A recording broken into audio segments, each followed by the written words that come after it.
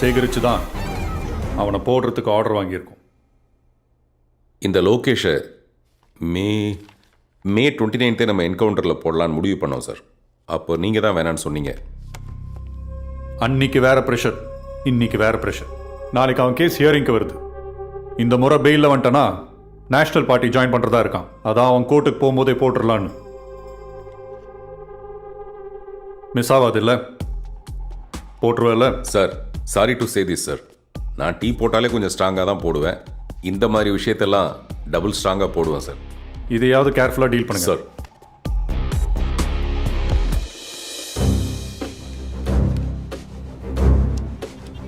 ராகவியோட கொலைகேஸுக்கு பின்னாடி வேற ஒரு டைமென்ஷன் இருக்குன்னு கமிஷனர்கிட்ட சொல்ல போனால் அதை அவர் சீரியஸாகவே எடுத்துக்க மாட்டேங்கிறாரு. லோகேஷுங்கிற ரவுடியை விட இது பெரிய விஷயங்கிறது அவருக்கு புரிய மாட்டேங்குது. துள்ள துடிக்க செத்துருக்கா ராகவி. கோமால இருந்த ராகவியோட ஃப்ரெண்டு ஒருத்தி செத்துருக்கா. இப்போ இன்னொரு பொண்ணு கோமால இருக்கா. இன்னும் எத்தனை பேர் பாதிக்கப்பட்டிருக்காங்கன்னு தெரியல. ஏதோ ஒரு ரகசியம் தெரிஞ்சதுனால தான் ராகவியை கொலை பண்ணியிருக்காங்க. பாதிக்கப்பட்ட ஒரே ஒரு பொண்ணை நான் பிடிச்சிட்டேன்னா செத்தா அந்த கொலைகாரன்.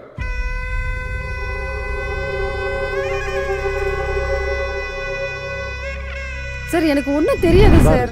செல்வம்னா ஸ்டேட்ல இருந்து சென்ட்ரல் வரை நடுங்குவானுங்க. அந்த பொண்ணு வாயை திறக்க மாட்டேங்கிறா. ஒழுங்கா ஐயா கேட்கறதுக்கு பதில் சொல்லு சார். அந்த நர்ஸ் பேசுனது இவளோட தான். சார் என்னால் ஓப்பன் எல்லாத்தையும் சொல்ல முடியாது. ஒரு பொண்ணு 3 பொண்ணுங்களை கூட்டிகிட்டு வந்தாங்க. அந்த பொண்ணுங்கெல்லாம் வரப்பயே ரொம்ப பாதிக்கப்பட்டிருந்தாங்க சார். அதில் 2 பொண்ணுங்க பொட்டுன்னு அன்னைக்கே இறந்துட்டாங்க சார். அதுக்கப்புறமும் 2 பொண்ணு கூட்டிகிட்டு வந்தாங்க சார். நாங்கள் முடியாதுன்னு சொல்லி அனுப்பிச்சிட்டோம் சார். அவ்வளோதான் எனக்கு தெரியும். இத்தனை பொண்ணுங்க பாதிக்கப்பட்டிருக்காங்கன்னா அதுக்கு பின்னாடி வேற ஏதோ ஒரு பெரிய மர்மம் இருக்கு. நல்லா ஞாபகப்படுத்தி சொல்லுங்க. நீங்க சொல்ற பதில்ல நிறைய பொண்ணுங்களோட வாழ்க்கை அடங்கியிருக்கு. என்ன பிரச்சனைலாம் எனக்கு ஒன்றும் புரியல சார். ஆனால் அவங்களை அழைச்சிட்டு வந்த பொண்ணு கிளப்புக்கு போகாதீங்க சொன்னால் கேட்குறீங்களான்னு சொல்லிட்டு அன்னைக்கு பூரா கதறி அழுதாங்க சார். ஏதோ போதை விவகாரம்னு சொல்லிட்டு நானும் அப்படியே அமைதியாக விட்டேன் சார். சார் ஒருவேளை நம்ம நகலன்னு அரெஸ்ட் பண்ண அதே கிளப்பாக இருக்குமோ? அவன் ராகவியை மட்டும் கொலை பண்ணல சார். ஏகப்பட்ட பொண்ணுங்களோட சாவுக்கு காரணமாக இருந்திருக்கேன் சார். 3 பொண்ணுங்களை கூட்டு வந்ததா சொன்னீங்க. ஆமாம் சார், ஆமாம் சார். அதில் 2 பேர் செத்துட்டாங்க இல்லையா? மீதி ஒருத்தர் டிஸ்சார்ஜ் ஆகி வீட்டுக்கு போயிருக்கணும். யார் அந்த பொண்ணு? அவங்க அட்ரஸ் என்ன? மற்ற விவரத்தை சொல்லுங்க சார். சொல்லுமா. சொல்லலைன்னா உள்ள வச்சு கும்மி போடுவேன். செல்வம். Sorry sir. சிஸ்டர், செத்து போன பொண்ணு உங்க சிஸ்டர் இருந்தா இப்படி பேசுவீங்களா? ப்ளீஸ். நீங்கள் சொல்கிறதெல்லாம் கரெக்டு தான் சார். அந்த பொண்ணு தெய்வ தினமாக பொழைச்சிக்கிட்டா. அவங்க பேரண்ட்ஸ்க்கும் இன்ஃபார்ம் பண்ணி அவங்கள வீட்டுக்கே அனுப்பிச்சி வச்சிட்டோம் சார். அவங்க கிராமத்துக்கே போயிட்டாங்க சார். ஒரு உயிர் எப்படி போச்சுன்னு தெரியாம அந்த மார்ச்சுவரி இருட்டுக்குள்ளேயே நான் தேடிட்டு இருந்திருக்கேன். நீ கதவு திறந்து விட்டுருக்க. இப்ப என்னுடைய எல்லா கேள்விக்கும் பதில் கிடைச்சிருச்சுமா. ரொம்ப நன்றி. ஆனா நீ தைரியமா இரு. உன் பேர் நிச்சயமா வெளியில வராது. நீ நல்லா இருப்பமா.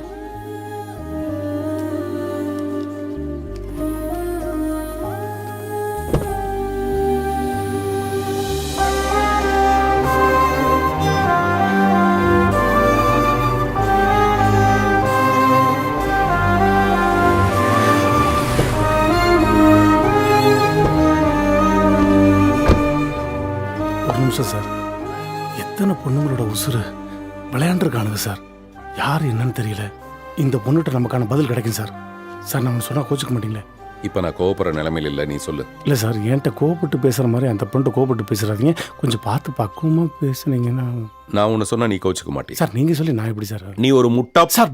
Police sir. கோவப்படாமல் பேசுங்க சார் அப்படின்னு சிம்பிளா சொல்றதை விட்டுட்டு the spot of the program was brought to you by அந்த மாதிரி சார் நான் சொல்றேன். நீங்க தப்பா நினைச்ச கூடாது சார். கோவப்படாதீங்க சார். என்கிட்ட கோவப்படுற மாதிரி நீங்க அவங்க கிட்ட கோவப்படாதீங்க சார். உங்ககிட்ட கோவப்படுற மாதிரி நான் அவங்க கிட்ட கோவப்பட போறேன் நானு.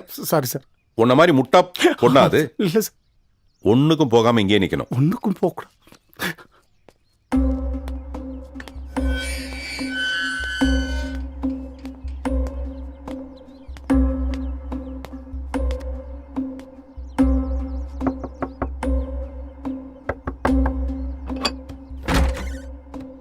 வணக்கம். யாரு? கதிர்வேலன் இன்ஸ்பெக்டர். உள்ள வரலாங்களா? என்னங்க போலீஸ் வந்திருக்கு? வணக்கம் சார். வணக்கம். நாங்கள் எந்த கம்ப்ளைண்ட்டும் கொடுக்கல. நாங்கள் யார்கிட்டையும் எதுவும் பேசவும் தயாராக இல்லை. ப்ளீஸ். இல்லை, நான் என்ன சொல்ல வரேன்னு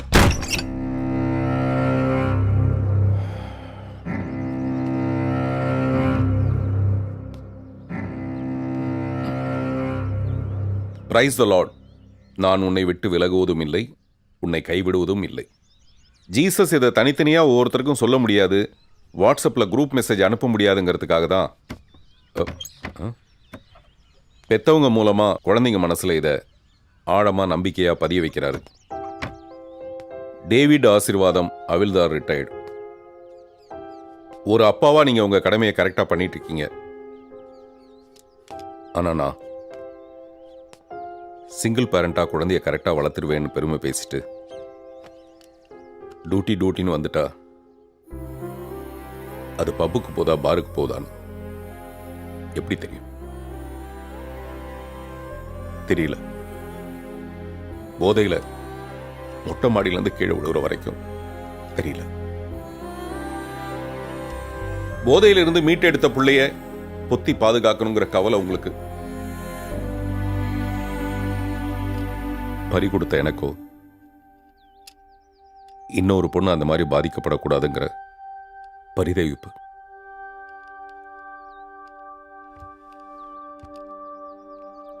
இப்ப நான் கதிர்வேலன் இல்லை, டேவிட் ஆசீர்வாதம். அது கூட இல்லை, ஒரு அப்பா, வெறும் அப்பா.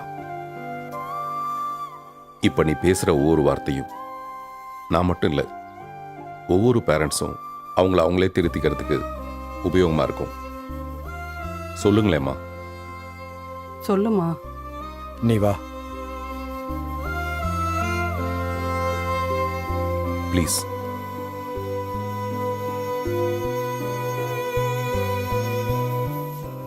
நான் ராகவி எல்லாரும் காலேஜ்ல இருந்தே ஃப்ரெண்ட்ஸ் தான். யாருக்கு பர்த்டேனாலும் கொண்டாடி தீர்த்துருவோம். காலேஜ்ல கேம்பஸ் இன்டர்வியூவில் எல்லாரும் ஒன்றா தான் செலக்ட் ஆனோம். ஒரே ரூம் எடுத்து ஒன்றா தான் தங்கியிருந்தோம். வேலைக்கு போனதுக்கு அப்புறமாவும் காலேஜ் மாதிரியே லைஃப் சந்தோஷமா போகும்னு ஆசையா இருந்தோம்.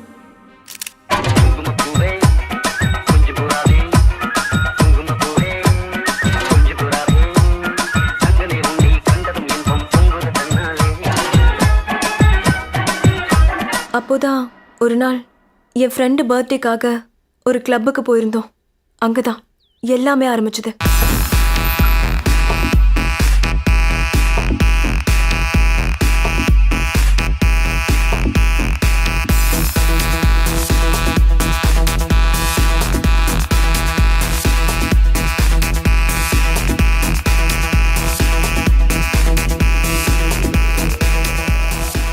மறுபடியும் அந்த கிளப்புக்கு போகணும்னு தோணுச்சு. அப்படி எது எங்களை இழுத்துச்சுன்னு பார்த்தா அந்த கிளப் ஒன்று ஜோ போட்ட மியூசிக். அதுக்காக ஒரு தனி ரூமே வச்சிருந்தான். 3 நாள்ல என் ஃப்ரெண்ட் ஒருத்தி மயக்கம் போட்டு விழுந்தா. ராகவி அவளை கொண்டு போய் ஹாஸ்பிட்டல்ல சேர்த்தா.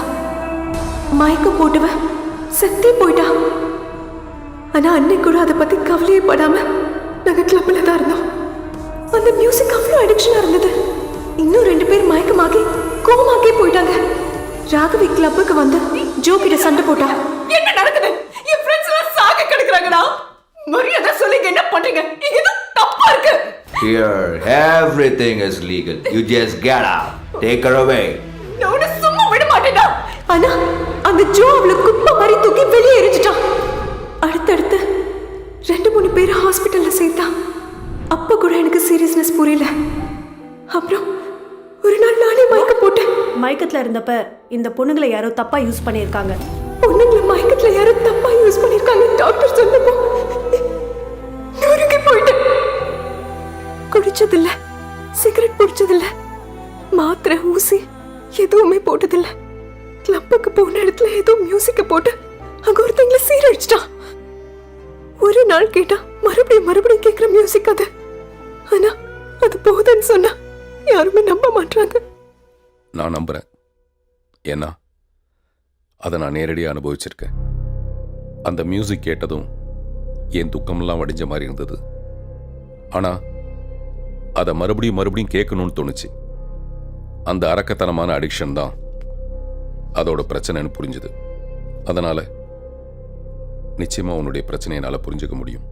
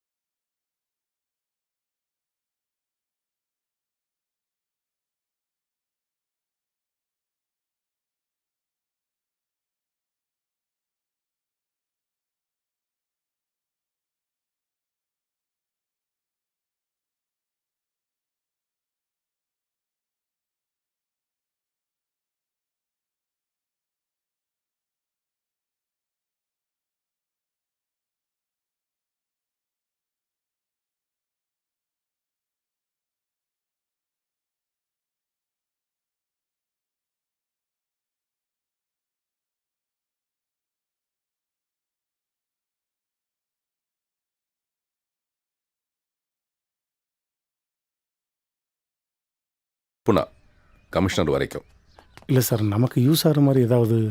சொன்னா எல்லாம் அந்த ஜோவோட கிளப்பில் தான். ஜோ மியூசிக்கை வச்சு போதை ஏற்றிருக்கான். அதை ராகவி அந்த டைரியில் எழுதி வச்சுருந்துருக்கா. அந்த நாதாரி நகுலன் மறைக்க பார்த்துருக்கான். அதுதான் இவ்வளோ பிரச்சனைக்கும் காரணம். சார், எனக்கு ராகவி புரியுது, நகலன் புரியுது. இடையில ஜோன்னு சொல்றீங்களே, அந்த ஜோ யார் சார்? ஜோனா ஜோதிலட்சுமி, இந்த டான்ஸ் எல்லாம் ஆடுவா இல்ல, அவதான். Sir, sorry sir. ஏன் இன்னும் 2 சாரி போடுறதானே? Sorry sir, sorry sir. Sorry போட்டா வண்டி கிளம்பிடுமா? சாவி போட்டதா சார் கிளம்பும்? போய் போடு. இந்த போடுறேன் சார். பேசாம வாயை லாக்டவுன் பண்ணிட வேண்டியதான்.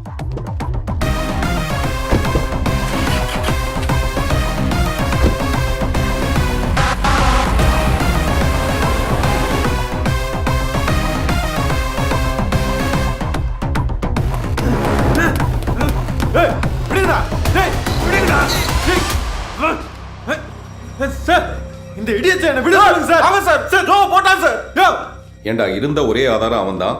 அவனையும் போட்டு தள்ளிட்டு தப்பிச்சிடலான்னு பாத்தியா? இல்ல சார். சார் நான் சொல்றது கேளுங்க சார். சார் சார் டேய் விடுங்க லூசு. டேய்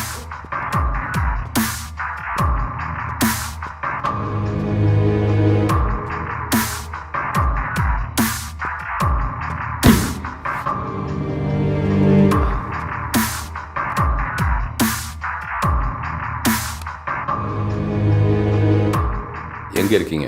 ஸ்டேஷன்ல சார். அந்த நகுலனும் ஜோவும் பார்ட்னர்ஸ் போல இருக்கு. ஏதோ தகராறுல நகுலன் ஜோவை போட்டு தள்ளிட்டான். நீங்க உடனே ஸ்பாட்டுக்கு வந்து ஆக வேண்டிய ஃபார்மாலிட்டிஸை பாருங்க. சரி சார்.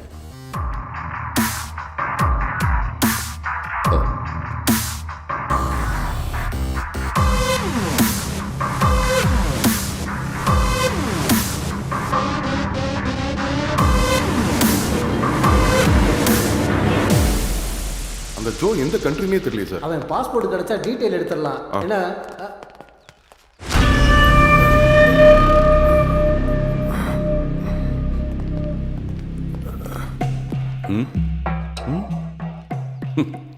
நாம் அரெஸ்ட் பண்ணமே லோகேஷ். அவனை நியாயமா நாளைக்கு கோர்ட்டு கூட்டிட்டு போகணும். கோர்ட்டுக்கெல்லாம் வேணாம், போட்டு தள்ளிடலான்னு கமிஷனர் சொல்றாரு. அப்படியே இந்த தூக்கியையும் சேர்த்து க்ளோஸ் பண்ணிடலான்னு பார்க்குறேன். எப்படி?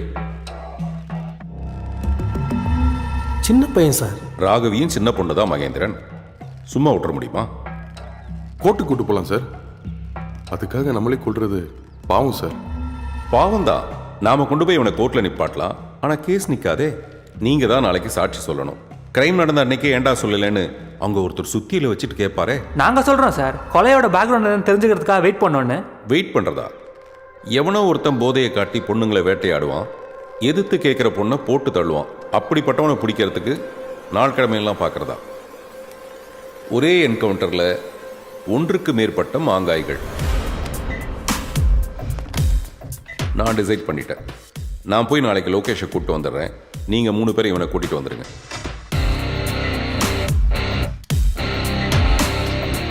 திட்டமிட்டபடி கரெக்டாகவே க்ளோஸ் பண்ணிடலாம்.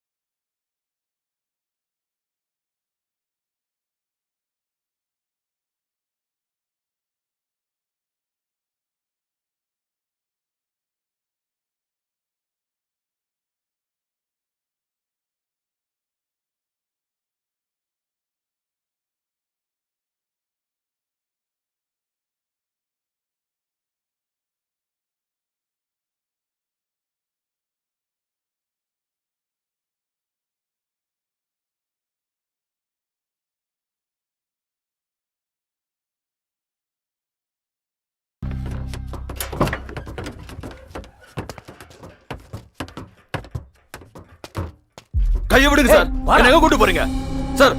என்ன கோர்ட்டுக்கு கூட்டு போங்க சார். கோர்ட்டுக்கு தானே. உள்ள ஒரு ஃபுட் கோர்ட் இருக்கு. கொத்து பரோட்டா சாப்பிட்டுட்டு அப்புறம் நம்ம மெயின் கோர்ட்டுக்கு போலாம். ஏய் இவன் கையை எடுத்து விடு, எடுத்து விடு. ஏய் வாடா சொல்றான்.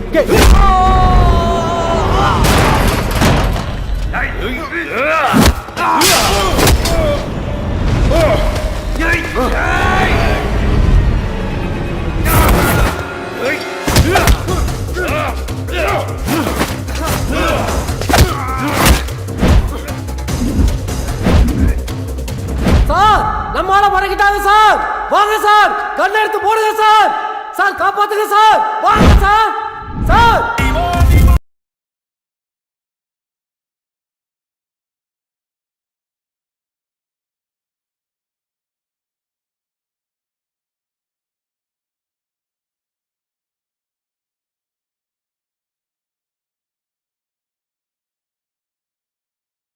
டென்ஷன்ல இருக்கிறோம். நீங்க கூலா டைரி சுத்திட்டு இருக்கீங்க. சுடுங்க சார். சுடுறது வடைனானதுக்கு அப்புறம் என்ன தானே குதிக்கணும்? எனக்கு எதுக்கு டென்ஷன்? அவனையாவது மன்னிச்சிடலாம். ஆளுங்கட்சிக்காக எதிர்கட்சியும் எதிர்கட்சிக்காக ஆளுங்கட்சியும் போட்டு தள்ளுறவன். ஒரு போலீஸ் ஸ்டேஷன் வாசல்லையே ஒரு பொண்ணை போட்டு தள்ளணும்னா அவனுக்கு எவ்வளவு கொழுப்பு இருக்கணும். பூச்செடி மேல ரத்தம் தெளிச்ச மாதிரி அந்த பொண்ணு இறந்து கிடந்ததை பார்த்தப்போ நான் மறுபடியும் ஒரு தடவை என் பொண்ணை இழந்த மாதிரி இருந்தது. உங்களுக்கும் ஒரு பொண்ணு இருக்குல்ல?